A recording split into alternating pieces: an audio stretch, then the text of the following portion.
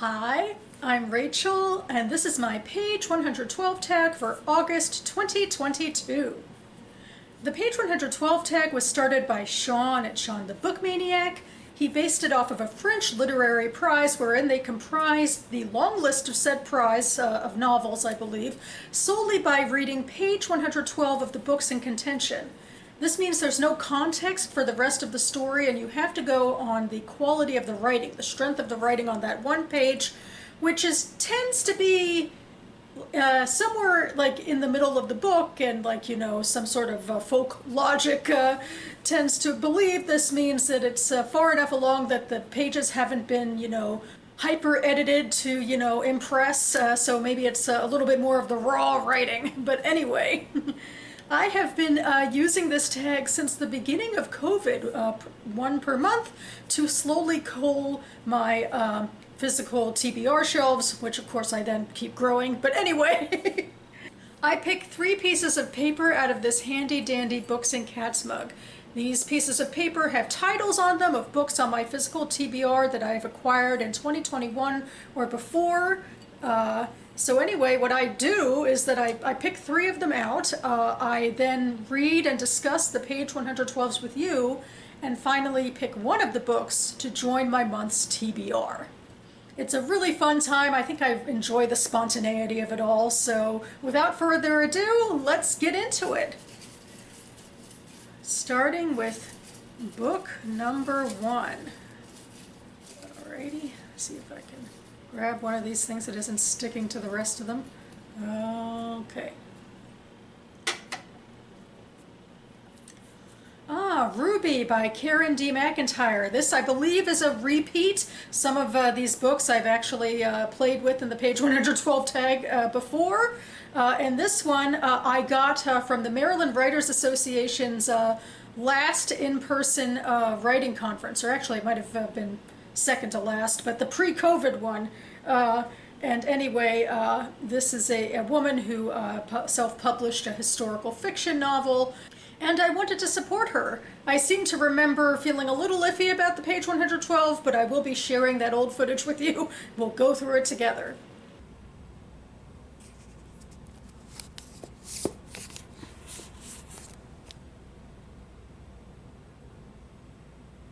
And now for book number 2. I tend to hope for diversity, like in subject matter, or when these books were acquired. I mean, maybe I could get a new one that I haven't read before, but that does mean more post-production for me, so alas, what can you do? Alrighty, here's one. Austerlitz by W.G. Sebald. No, this is also an older book that I've played with in this tag before. This is Holocaust-related fiction. My mother got this for me a couple of years ago by this point. And I also I feel like I had some kind of iffy feelings about this one as well. This is going to be a challenging tag, perhaps. But then again, it's been a while since I've read this page. I might find new things in it. We will go through it together.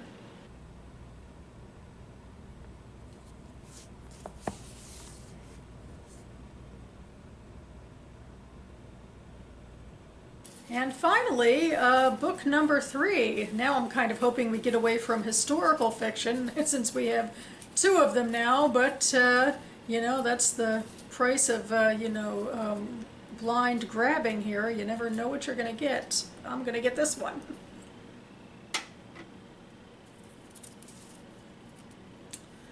A Bend in the Stars by Rachel Barenbaum. No, this is also historical fiction, and also a title that I have grabbed before. And actually, I'm thinking a lot about this author recently because she's had a new historical fiction novel, Atomic Anna, come out that's making waves right now, or has more recently. But this one I also am very intrigued by, and I do seem to remember enjoying the page as I read page 112 last time, so we will be revisiting that now.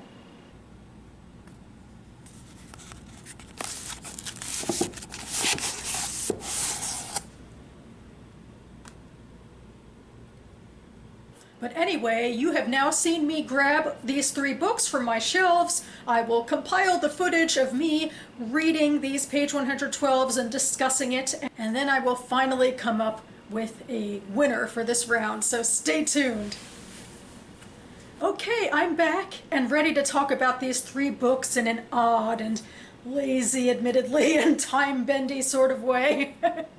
Starting with book number 1, Ruby by Karen D. McIntyre. If you want to bid on a girl, write your bid on a piece of paper, seal it up, and put the girl's number on the envelope. In the morning, I'll unseal the envelopes, and the highest bidder wins the girl. We clear? Sure, seems fair, one said. I think I'll get acquainted with this one right now, another said as he dragged one of the girls from the room. Joe barked at Ruby, Gimp, supper at 6 o'clock, now go. As Ruby turned to leave, she noticed Doris watching her.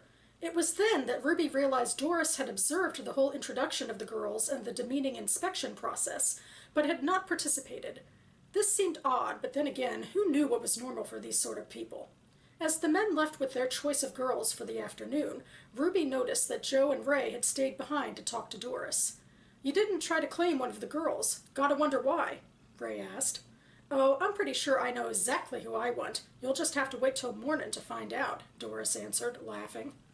Okay, off the bat I'm doing all of this projection stuff that I shouldn't be, because this kind of feels like a brothel scene in that men are taking women away for the afternoon after a demeaning process of some sort, and there's some bidding process as well, although it doesn't necessarily seem to be connected to the men dragging women away at this particular moment.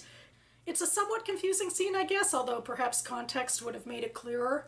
It also seems like Ruby is not one of the girls, but she works for this establishment or something, and is also referred to in a derogatory term regarding physical ability.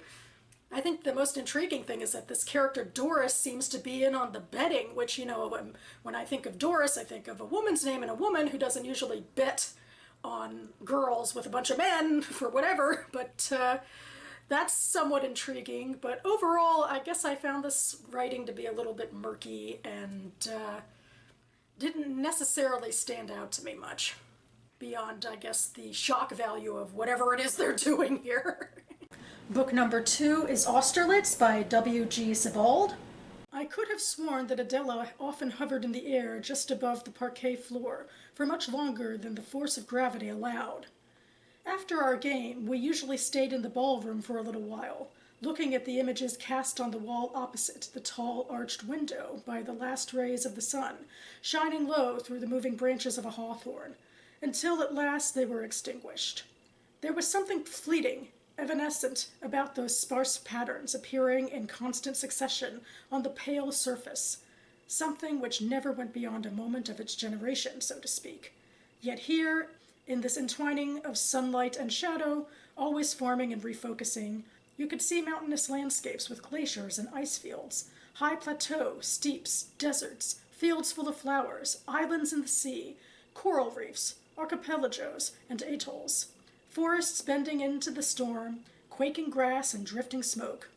And once, I remember, said Austerlitz, as we gazed together in this slowly fading world, Adela leaned toward me and asked, Do you see the fronds of the palm trees? Do you see the caravan coming through the dunes over there?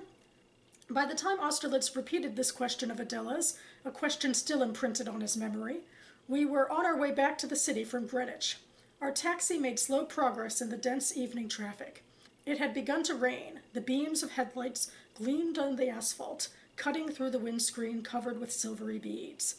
It took us nearly an hour to travel a distance of not much more than 3 miles to Tower Bridge, by way of Greek Street, Evelyn Street, Lower Road, and Jamaica Road.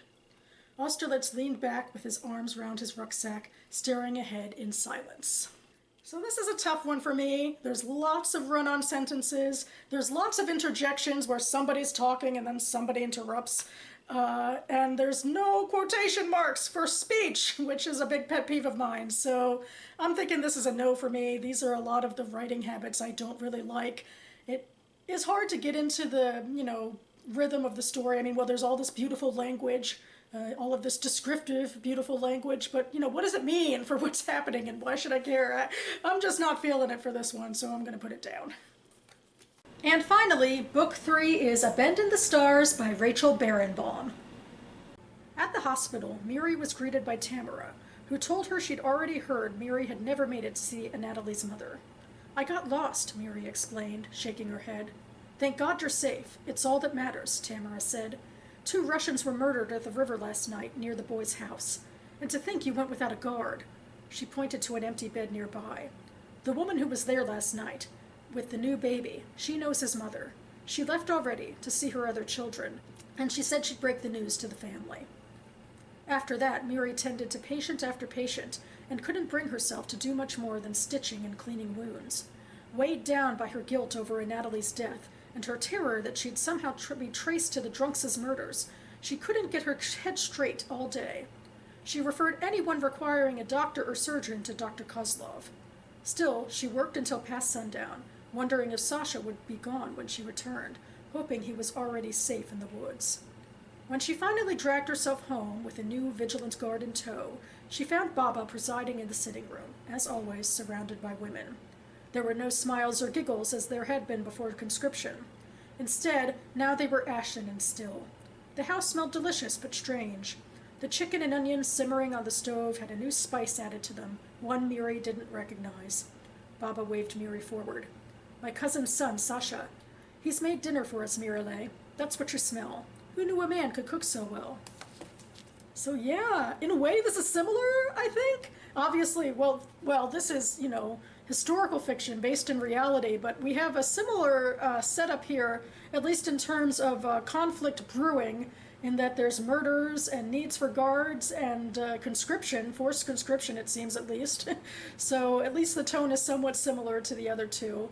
But in general, there's a lot less world building on this one page. We know a lot less of what's going on. But it's also perhaps more realistic that way, not jamming everything into the page. We're dealing with this character who's obviously had a bit of a fright, Miri has. She's upset about the death of this boy, Natalie, and it seems like she's also tied up with some other murders, so she has a lot on her mind, though we hear about it in a sort of exposition-y way, as she's going about her work. So there's that. So it's, I guess, in that way, not as engaging. I mean, at least the other two scenes were action-packed to the brim that there wasn't as much, telling over showing exactly. But this is just a quieter scene, really. We're just much more into one person's moment in her life, trying to get back into work, it seems, and then coming home and seeing how things are different there. I'm certainly curious about all the questions that are raised, like, who is Natalie to Miri, and what happened with these drunkards that are dead, and what about her cousin Sasha, or at least I assume it's her cousin Sasha. So that part is at least intriguing, but I think in comparison to the other two, maybe it falls a little short. So it's kind of weird coming back from those clips, all of which ended on a little bit of a downer note. To be fair, I suppose, obviously I chose other books all of those 3 months to read that month and for the TBR. But still, I think it's quite apparent of the three which one was the strongest. And that would be A Bend in the Stars by Rachel Barenbaum, which maybe didn't live up to the other two books that month, but certainly more than lives up right now. And even then I, saying some praises about it. There's certainly a promise of both external conflict. This is obviously a tense time in this location. There's guards and people are on edge. And Miri seems to perhaps have internal conflict as well, having to do with the death of some drunks that she may or may not be intimately involved with, who knows. But obviously there's a lot of promise in here of intriguing character stuff. And that's something I didn't quite get from these two books. With Ruby, I think, there is, very apparent conflict about, people in a brothel and some sort of betting going on, and obviously men dragging women away, and the main character being treated badly because of her own issues and her own deformities. So, I mean, but that all felt kind of topical to me. There wasn't anything in the writing to make the characters any deeper than that. So that's why I wanted to put it aside. And then in a way, Austerlitz had the opposite problem, where there was some really beautiful writing in it, but I didn't feel like there was much by way of characters, because it was so stream of consciousness, and it's like, I can't grasp anything, because you just, it keeps moving like a river, and, just a bunch of thoughts moving along, and it really didn't grab me, so it's interesting how I dislike these books for different reasons, but luckily the third book had the strengths that these two lacked. Or at least I hope that'll be the case with A Bend in the Stars. I have actually been excited to read it ever since I think it was Steve Donahue mentioned it before it was even published a few years ago, and I know a little bit about the summary, and then there's this beautiful cover, and then there's the fact that Rachel Barenbaum is making waves again with another historical fiction book, which I could link down below as well. And I guess that about covers it for me, except that in this outro, I like to highlight TBR games or readathons or that sort of thing, because I want to think of my page 112 tag sort of in that milieu. And also it's a good chance to just go ahead and, praise booktubers, so huzzah for that. And this month I decided that I wanted to highlight the Women in Translation Readathon, which is an annual staple on BookTube, hosted by Matthew Sharapa, Kendra Winchester, and Janet Insert Literary Pun Here. It is based off of a long-standing readathon event that started in the blogging world by Maytal Rosinski, I believe, started it because she noted how there are very few books in English of women in translation. It's an underserved community, so she wanted to bring attention to that and dedicate August to reading women in translation. And I myself will be reading some books by women in translation and making a video about it. Technically, it's not part of the readathon that these three booktubers are hosting. But maybe someday I'll get on board, because I'm really happy that, they're keeping it alive in this special way on BookTube. So anyway, I will link to their 2022 videos down below. So I hope you're all settling in with some great reading this month, no matter how you come by it. I am enjoying this whole gestalt of judging books. My last video I did was my thoughts on the BookTube Prize finals ballot that I will be judging these next 2 months. And then I did the page 112 tag where past me and sort of present me judged these three books I just talked about. And in my next video, I'm going to revisit my idea of the Mock Reads Choice Awards, which I'm kind of spoofing off of the Goodreads Choice Awards, which will be taking place at the end of the year. And yes, I will be talking about a couple of front list titles in literary and historical fiction that I hope to get to in these next few months, so stay tuned for that. In the meantime, thanks so much for watching, everyone, and I'll see you next time.